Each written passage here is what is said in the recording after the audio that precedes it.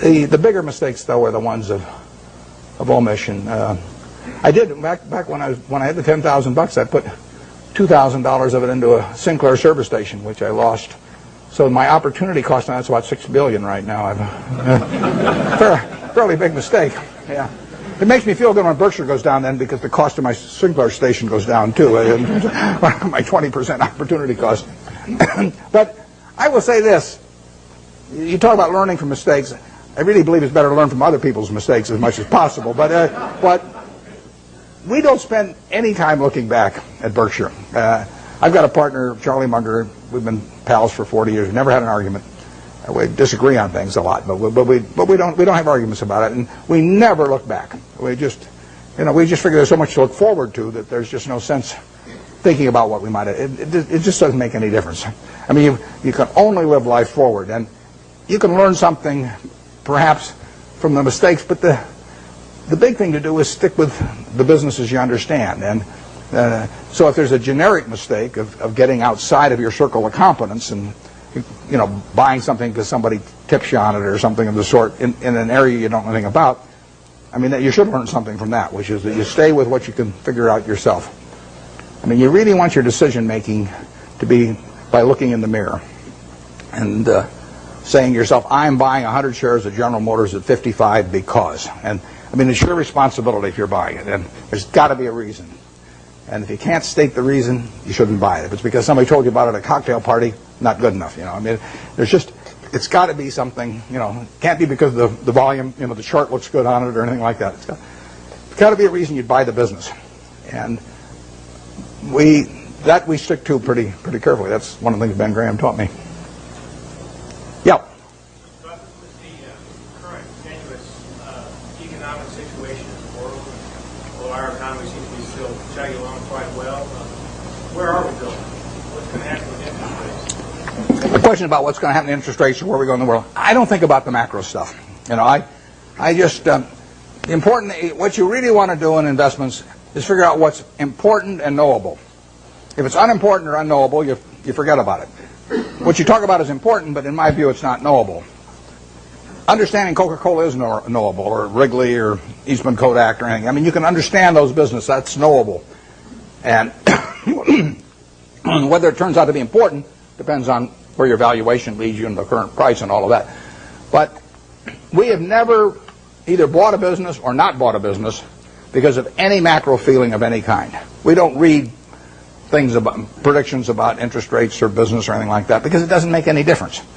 I mean, let's say in 1972 when we bought See's Candy, I think maybe Nixon put on the price controls a little bit later. Let's say we'd seen that, but so what? We'd have missed a chance to buy something for $25 million that's earning $60 million pre-tax now. I mean, we don't want to pass up the chance to do something intelligent because of some prediction about something that we're no good on it anyway. So we just don't read or listen to or do anything in relation to macro factors at all, zero. And the typical investment counseling organization goes out and they bring out their economists, they trot them out, and he gives you this big macro picture, and then they start working from there on down. In our view, that's nonsense. And if Alan Greenspan was on one side of me and Bob Rubin on the other side, they were both whispering in my ear exactly what they're going to do the next 12 months. It wouldn't make any difference to me in what I pay for executive jet or general reinsurance or anything else I do. Yeah. Well, what's the benefit of being an out-of-towner as opposed to being in Wall Street? I worked in Wall Street for a couple of years, and I like. I've got my best friends actually, and I'm on both coasts, and I like seeing them, and I get ideas when I go there. But the best way to think about investments is to be in a room with no one else and just think. And if that doesn't work, nothing else is going to work. And the disadvantage of being in any kind of a market type environment in Wall Street would be the extreme is that you get overstimulated. You think you have to do something every day. I mean, the Canver family paid $2,000 for this company, and you don't have to do much else if you pick one of those. And the trick then is not to do anything else, even not to sell it in 1919, which the family did later on. So what you're looking for is some way to get one good idea a year, and then ride it to its full potential. And that's very hard to do in an environment where people are shouting prices back and forth every 5 minutes and shoving reports under your nose and all that. Because Wall Street makes its money on activity. You make your money on inactivity. You know, I mean, if everybody in this room trades their portfolio around every day with every other person, you know, you're all going to end up broke, and the intermediary is going to end up with all the money. On the other hand, if you all own stock in a group of average businesses and just sit here for the next 50 years, you'll end up with a fair amount of money, and your broker will be broke.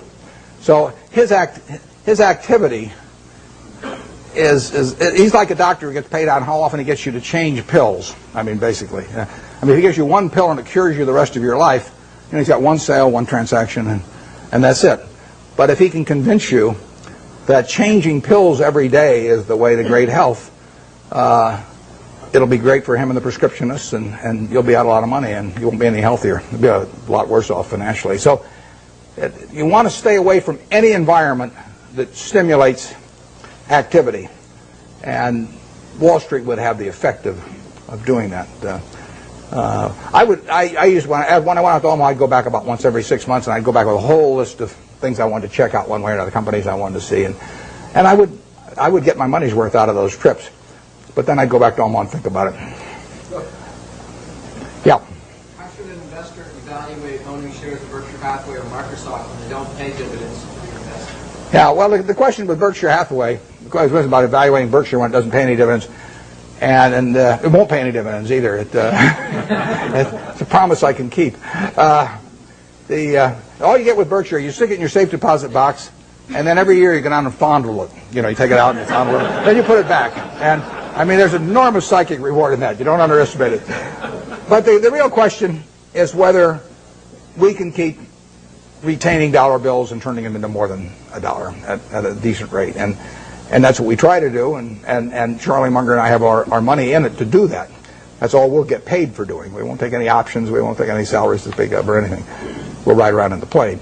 But that's what we're trying to do. It gets harder all the time. The more money we manage, the harder it is to do that. And we would do way better percentage-wise with Berkshire if it was 1/100th the present size.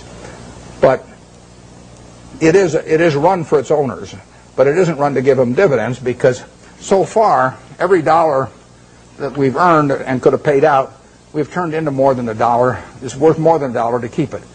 And therefore, it'd be silly to pay it out. Even if everybody was tax-free that owned it, it would have been a mistake to pay dividends at Berkshire, because so far the dollar bills retained have turned into more than a dollar. But there's no guarantee that that happens in the future, and at some point the game runs out on that. But it is the goal. I mean, that is what the business is about.